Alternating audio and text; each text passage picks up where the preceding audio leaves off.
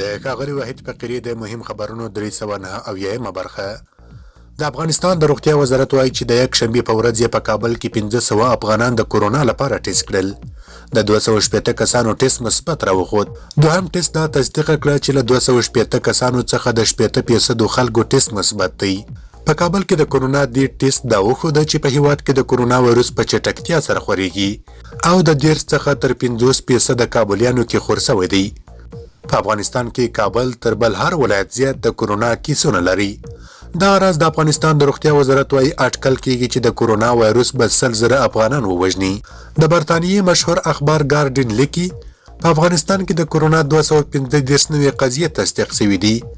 دا په یو ورځ کې د کورونا د مبتلا کېدو تر ټولو زیات چګوالی دی.